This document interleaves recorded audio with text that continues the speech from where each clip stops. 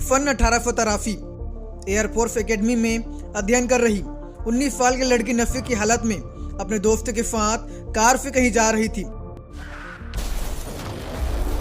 तभी अचानक ही एक भयानक हादसा उनके साथ में हो जाता है।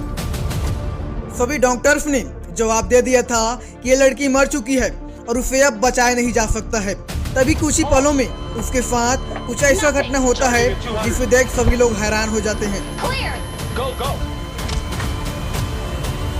Go again. Charging at 300. Clear. We got her. She's back. We're not gonna let that happen. Watch that monitor.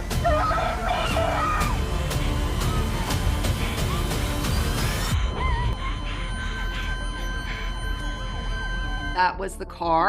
We were both ejected. I was pronounced clinically dead at the scene, and he suffered minor injuries. ये गवाही है America के रहने वाली Nicol Eli केर की, जिनका जन्म दक्षिण अफ्रीका के मिसिसिपी राज्य में एक क्रिश्चियन परिवार में हुआ था।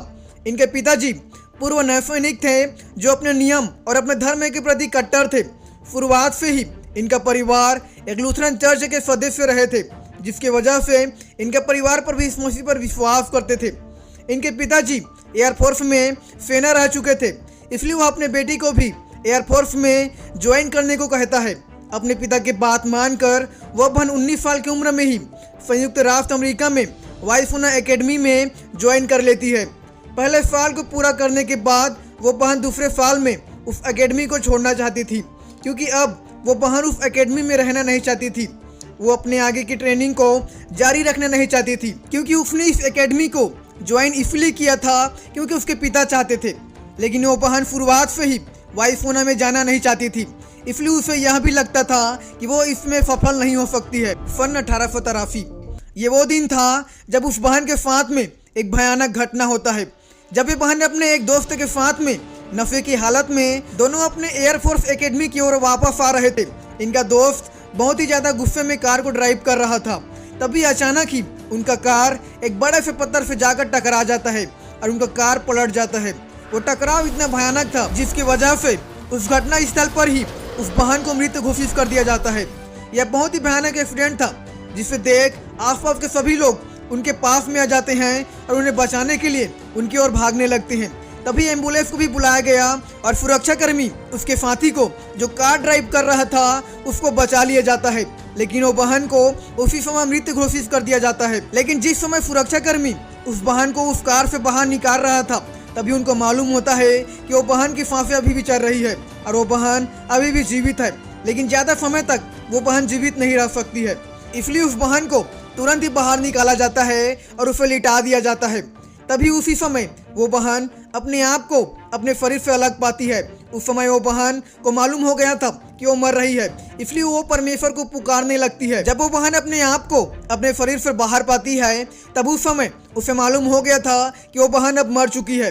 वो अपने आप को अपने ऊपर की ओर आगे बढ़ती हुई पाती है। जब उस बहन ने परमेश्वर को पुकारती है, तब वो अपने सामने में एक स्वर्गदूत को देख पा रही थी, जो बेहद ही प्रकाश से भरा हुआ था। और स्वर्गदूत ने उस बहन को अपने साथ में ले जाता है और उस बहन को एक अलग ही स्थान पर ले जाता है। इधर पृथ्वी पर तुरंत ही उस बहन को एक नजदीकी हॉस्पिटल में एडमिट करा दिया जाता है। उस भयानक हादसा के कारण उस बहन के शरीर के कई हिस्सों पर चोट आया था।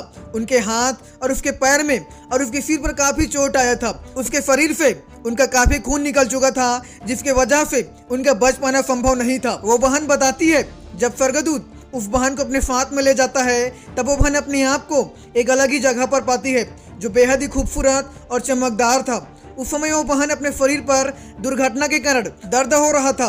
वो दर्द अब उसे महसूस नहीं हो रहा था, बल्कि वो तो पहले से कई गुना अच्छी हो चुकी थी और एक अनंत शांति को महसूस कर पा रही थी। इधर सभी डॉक्टर्स पृथ्वी पर उस बहन को बचाने के लिए वो अपने कोशिश करते हैं, लेकिन जब वे सभी उस बहन को बचा नहीं पाते हैं, जिसके बाद वे उस बहन को किसी दूसरे हॉस्पिटल में भेज देते हैं। जैसे ही उसको दूसरे हॉस्पिटल में पहुंचाया गया, तब तुरंत ही उसके सर्जरी की तैयारी किया गया, जिसमें पूरी रात लग गया था। 4 महीने तक उसे आईसीयू में ही रखा गया, क्योंकि उसके एक्सीडेंट के कारण वो बहन कोमा में चली गई थी। जब डॉक्टर्स को मालूम हुआ कि उसके मांसपेशियों के बीच एक घाव हो गया है, जो तेजी से उसके शरीर पर बढ़ रहा है, इसीलिए उस घाव को उसके शरीर से काट कर उसे अलग करना था। इधर वो बहन अपने चारों तरफ परमेश्वर की उपस्थिति को महसूस कर पा रही थी। वो जिस स्थान पर खड़ी थी वो जगह पूरी तरह से प्रकाश और परमेश्वर की महिमा से भरा हुआ था और उस जगह में वो बहन असीम शांति और आनंद का महसूस कर पा रही थी। उस समय वो बहन अपने चारों तरफ परमेश्वर के प्रेम और महिमा को महसूस कर पा रही थी।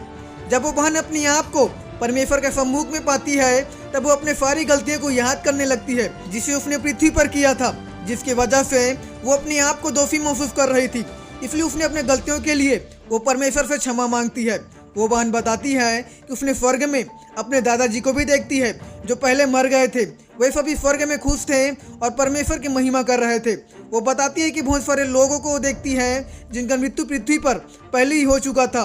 वो सभी स्वर्ग में परमेश्वर के साथ में थे और परमेश्वर की आराधना कर रहे थे। तब उस बहन ने स्वर्गदूत को देखती है जो बेहद ही खूबसूरत थे और वे स्वर्गदूत आपस में बातें कर रहे थे।